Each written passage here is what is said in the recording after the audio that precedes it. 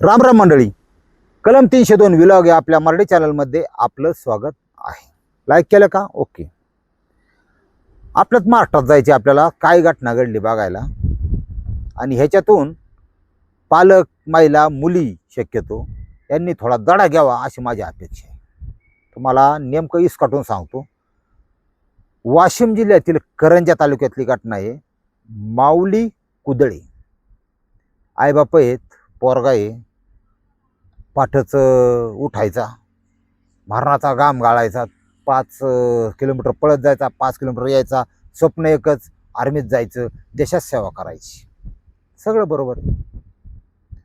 योगायोगाने भरती झाला, जवान झाला आर्मीचा. आईबापाने पेढं वाटलं, गावाने पोस्टर लावला, अजून पण सगळं बरोबर आहे. चांगला 60-70 हजार महिना मिळायला लागला. मग वडील खुश झाले, पोरगा माझा एवढा कमावतो, हिनतीन. ते रुबाबच वेगळा. ह्याला गेलं ना गावात चहा प्यायला, सखाराम ये, तुकाराम ये, भाऊ ये, आप्पा ये, चहा सांग रे 4-5. चहा पाजायला लागला का आनंद.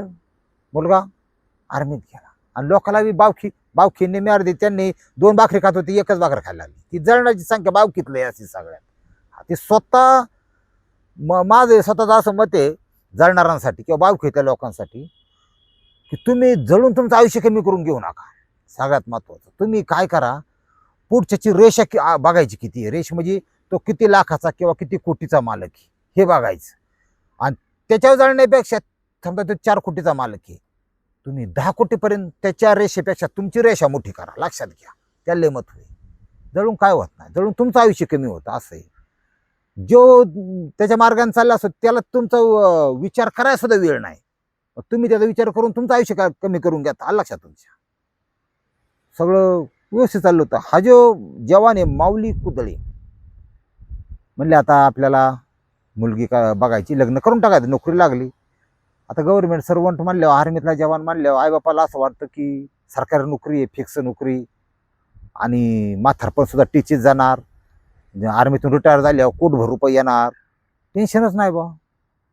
आणि आता पहिल्यासारखं राहिलं नाही, मिळली तर महिन्याची ही मिळते, रजा मिळते. थोडं काय हरकत नाही, चांगली जागा आहे असं तसं चालते. दिली मुलगी.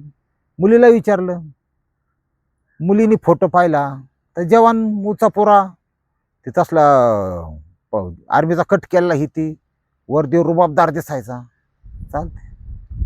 मुलींचा सगळ्यात मोठा प्रॉब्लेम तुम्हाला सांगतो काय, ज्या वेळेस त्याच्या पुढं फोटो येतो, ज्या वेळेस ते त्याचं इन्कम बघते, ते सिक्युरिटी बघते, ती एक गोष्ट बघत नाही, ती पॉझिटिव्ह आणि निगेटिव्ह ह्या 2 बाजू ती बघत नाही. हा, चौकशी नीट करत नाही किंवा काय, किंवा अंदाज सगळं बरोबर निघालं तर तिचं नशीब समजा. मग पण ती जी स्वप्न बघते ही फक्त अशी गुडी म्हणजे थोडक्यात गोड, किंवा ती जी स्वप्न आहेत ती फक्त पॉझिटिव्ह, वाईट विचार करत नाही. की माझा नवरा मला प्रचंड जीव लावेल, माझी सासू मला स्वतःच्या मुलीसारखी सांभाळेल, आणि मी सुद्धा विचार नाही माझ्या वडिलांसारखे सासरे असतील, असं असतात. ही सगळं असं नाही का, आणि मला ती फिरायला नेत्यान, माझ्या हाऊसमौज पुरवत्यान, असं सगळं मला गोड बोलत्यान, आणि मी आनंदाने काम करीन, आनंदाने प्रपंच करीन. मग मला मुलं होत्यान, आमकं होत्यान. ह्याच्यापेक्षा लय पुढं जात नाही दिमाग. असा विषय. मुलींचं काय 18-19 वर्ष मुलीला काय एवढं कळत नाही. लग्न जसं झालं हे दोघांचं, मग ती फोटो आमकं तमकं, रुखोदही संपला खाल्ल्याला थोडं, आणि झाले काही दिवस. त्याच्यानंतर प्रत्यक्ष तिने बघितली स्वप्न, आणि जी आत्ता दिसतंय तिला ह्याच्यात थोडा बदल पडायला लागला. थोडा कोणाचा स्वभाव कसा, कोणाचा कसा. सासू तर आधी त्याला स्वप्नात वाटायचं सासू गोड गोड बोलून, सासू काय म्हणते, इथून जाळून घेतलं, दाराच्या मागे लोटलं काय, ती बरोबर कोण टाकायचं, ती बघ बरं तसंच पडलंय.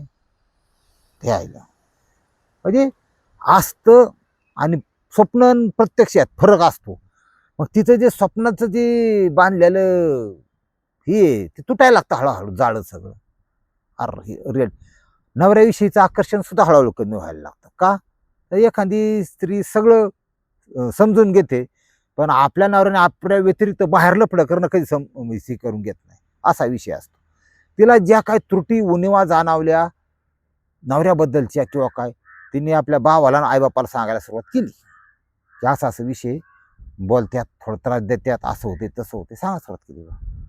मग भावाचं नाव आहे राहुल माने आगताळे, आणि मूळचं कुटुंब हे बुरानपूरचं आहे, म्हणजे मराठी कुटुंब, पण बुरानपूर म्हणजे अगदी MP मधलंच, पण ते माहेर तिथलं होतं.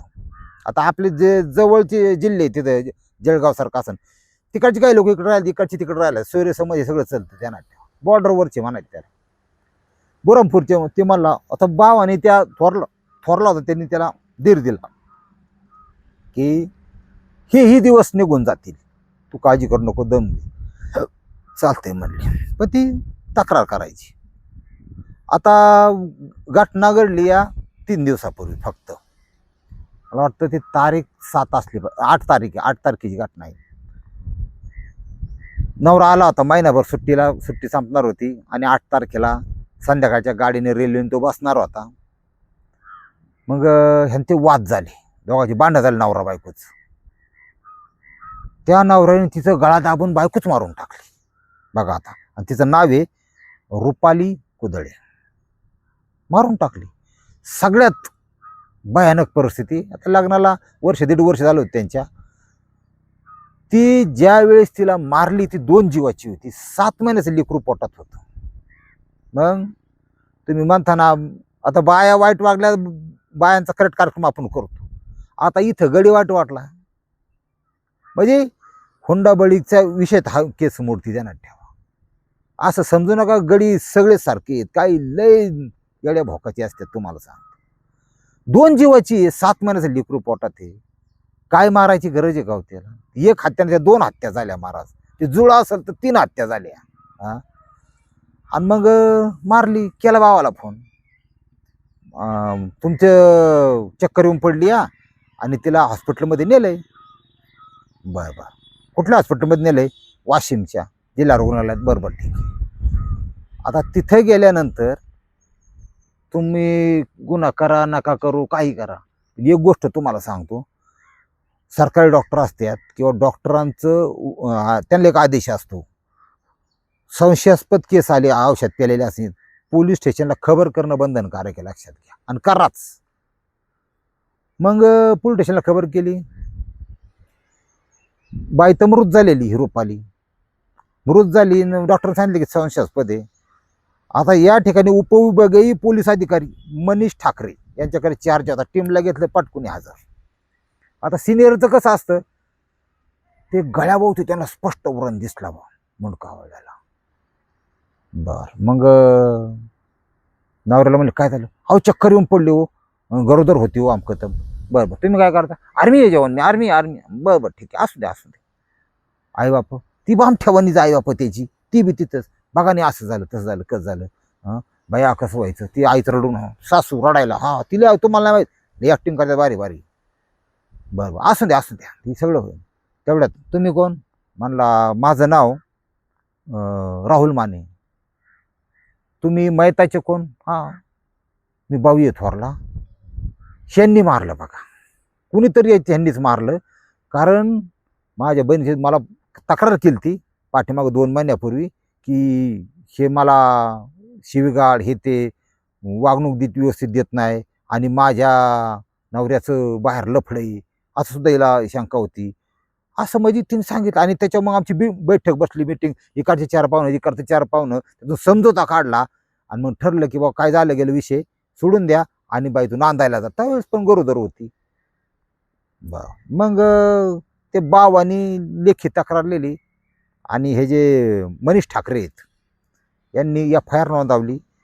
नवरा तुमचा आईबाप त्याची उचलून हातामध्ये, कारण ते खूनच होता, विषयच नाही त्याच्यामध्ये. अजूनही तपास चालू आहे, कोणाच्या सहभागी काय केलं, कसं केलं, कुठं लफडं होतं नवऱ्याचं, काय केलं, काय पोलीस तपास चालू आहे. पोलिसांनी अधिकृत जी प्रेस नोट काढली त्यानुसार तुम्हाला सांगितलं. एक्स्ट्राचं काय सांगायचं? हा, त्यावेळेस अजून काही बदल झाले तर ते सांगता येईल बाबा. आता उदाहरणार्थ परदेशीची स्टोरी, बारामतीत ती नवरा पोरलेली, नवरा स्वतः जागा झाल्यावर त्यांनी स्टेटमेंट दिलं की 2 कोटी रुपयाचा माझा विमा होता. म्हणजे असं निघतं बाहेर निघतं. पण आपल्याला कसं आधी काय सांगता येत नाही. कधी म्हणजे चुकीचं काय सांगण्यापेक्षा त्यानं सांगितलेलं बरं सगळ्यात बेस्ट. म्हणजे त्या 2 कोटीसाठी असू शकते. नवऱ्याने अजूनही अशी केली की एक जण नव्हतं 2 जण हाणत होते. मग दुसरा कोण तपास चालू आहे अजून. सगळं बाहेर येईन असा असतो विषय. त्याच्यामुळं लय गरम गरम खायचं नाही कधी पण. आणि गार केलेली चव चांगली लागते कधी पण ध्यानात ठेवा.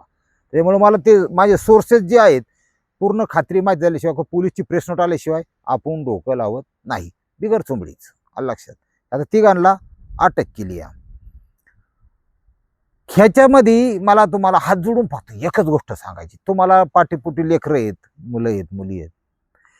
आपल्या मुलाला डॉक्टर, इंजिनियर, वकील, शिक्षक, बिझनेसमॅन, एक चांगला शेतकरी, अमकं तमकं काही नाही बनवता आलं तरी चालतंय. फक्त त्याला माणूस बनवा.